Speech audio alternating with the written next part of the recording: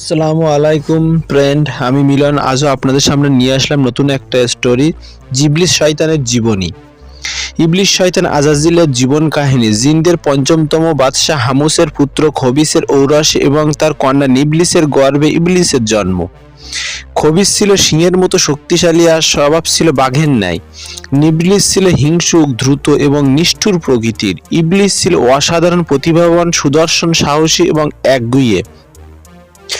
ইবলিসের গৃহ শিক্ষক ছিল শার্বক, যার ছিল 26,000 বছরের অভিজ্ঞতা। ইবলিসের মতো মেধাবী ছাত্র তার শিক্ষার জীবনে কোথাও পাননি। তবে সে খবিসকে বলেছিল, ছেলের প্রতি খেয়াল রেখো, সে জীবনে বিরাট কিছু একটা হবে। সময়ের বিবর্তনে জিনদের নোংরামির জন্য মহান আল্লাহ তাআলা হামুসের বংশ নির্বংশ করতে বলে ফেরেশতারা তাই করেন। কিন্তু ইবলিসের দেহের বর্ণ, গঠন আর অভিজ্ঞতা দেখে তাকে রেখে দেন। আর এই সময় ইবলিস তার আচরণে ফেরেশতাদের মন জয় করে। ফেরেশতারা তাকে খাদেস নামক সনদ প্রদান করলেন, যার অর্থ ছিল মহাজ্ঞানী। এরপরে দ্বিতীয় আসমানে তার আবেগময় ইবাদত দেখে তাকে আবেদ সনদ দান করলেন। এভাবে প্রতি আসমানে ইবলিস 1000 বছর ইবাদত করে আর ফেরেশতাদের মুগ্ধ করে। এইভাবে সপ্তম আসমানে পৌঁছায়। তার একাগ্রতা দেখে তাকে অলি, সালে, মুস্তাকি, খাজে, রহুল্লাহ ইত্যাদি সনদ পায়।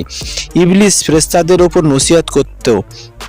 ফেরেশতাদের অনুরোধ ও করুণায় ইবলিসকে আল্লাহ তাআলার আরশে মহল্লায় তুলে নেয়, যেখানে ইয়াকুত পাথরে তৈরি সুউচ্চ মেম্বারে বসে সে ইবাদত করত আর ফেরেশতাদের মাঝে ওয়াজ নসিহত করত। তারপর সে লাভ করল মুআল্লিমুল মালাইকা বা ফেরেশতাদের শিক্ষক নামক খেতাব।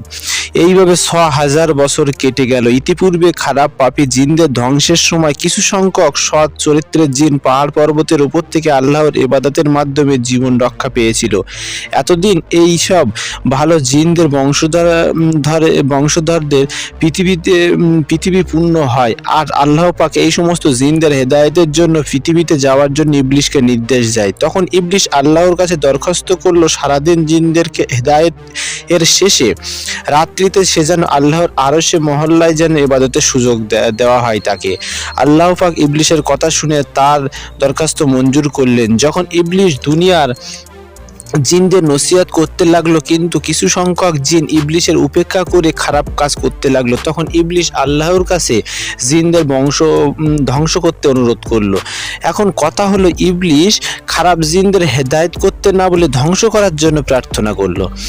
এইভাবে ইবলিস জিন ও ফেরেশতাদের নেতা হয়ে গেল, আর আসমান ও জমিনের এমন কোনো জায়গা ছিল না যেখানে ইবলিস সেজদা করেনি। এমন সময় ইবলিসের লৌহ মাহফুজ দেখার ইচ্ছা হলো। আল্লাহর কাছে প্রার্থনা করলো এবং আল্লাহ পাক তা কবুল করলো।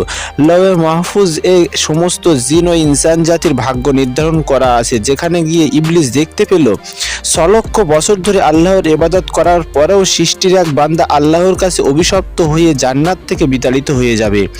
স্পষ্ট লেখা আছে। ইবলিস তখনও জানতো না কে সেই বদমাশ। এই দেখে ইবলিস এক সেজ্জায় 6000 বছর কাটিয়ে দেয়। ইবলিস আল্লাহর ধ্যান করত বটে, কিন্তু অতিরিক্ত জ্ঞান, বিদ্যা, বুদ্ধি ইবলিসের মাঝে অহংকারের জন্ম দেয়। সে নিজেকে নিয়ে ভাবতে থাকে, আসমান এবং জমিনের জিন ও ফেরেশতাদের অবিসংবাদিত নেতা আমি।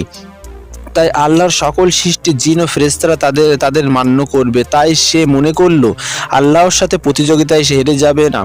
তাই সে মনে মনে ভাবতে লাগলো, যে কোনো সময় আল্লাহর অধীনতা থেকে সে স্বাধীনতা ঘোষণা করতে পারে।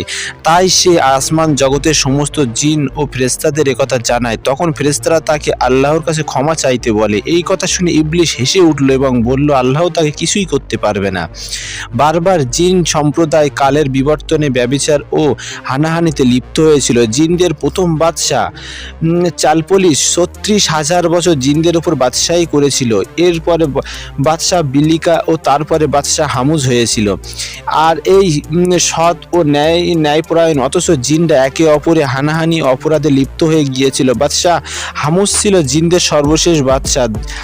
তার জঘন্য ছেলে খবিজ এবং নোংরা চরিত্রের কন্যা নিবলিসের সন্তানের প্রতিবাদহর ইবলিস আল্লাহ পাকের নির্দেশে আজরাইল আলাইহিস সালাম যখন সালাম পৃথিবীর বিভিন্ন জায়গা থেকে মাটি সংগ্রহ করে তার থেকে মাটি সংগ্রহ করতে বললেন এবং তার থেকে একটা অঙ্গ প্রত্যঙ্গ তৈরি করে রাখতে বললেন এবং তাই করলো। আল্লাহ পাক আরশের জায়গায় সেটাকে শুইয়ে রাখলেন। ফেরেশতাগণ আদম আলাইহিস সালামের নিষ্প্রাণ দেহ দেখে অবাক হয়ে গেলেন। তখন ইবলিশ নিষ্প্রাণ দেহ দেখে ফেরেশতাগণদের বললেন, এ দিয়ে আল্লাহর খেলাফত চলবে না, তাই তোমরা নিশ্চিন্ত থাকো। এরপর আল্লাহ পাক আদম আলাইহিস সালামের দেহে প্রাণ দিলেন এবং সমস্ত জিন ফেরেশতাদের সেজদা করতে বললেন। সবাই করলো, কিন্তু ইবলিশ সেজদা করলো না, অস্বীকার করলো। সে বলল, মরণশীল মাটির তৈরি মানুষকে সে সেজদা করবে না।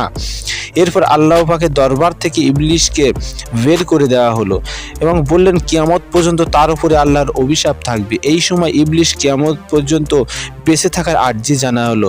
আল্লাহ পাক তা মঞ্জুর করলেন এবং ইবলিশ তার লিস্টে মানুষকে তার শয়তানের ধোকায় যাতে ফেলতে পারে, নামাজের সময় যেন ধোকা দিতে পারে, এসব আল্লাহ পাকের কাছ থেকে চেয়ে নেয়। তা দেখে আদম আলাইহিস সালাম ভয় পেয়ে গেল। তখন আল্লাহ পাক অভয় দিয়ে বললেন, তুমি ভয় পেও না, মানুষকে সৎ পথে চলার এবং আত্মরক্ষার জন্য আমি তোমার বংশধরদের জন্য কিতাব নাজিল করব এবং নির্দেশিত পথে চলার জন্য নবী ও রসুলগণদের প্রেরণ করব।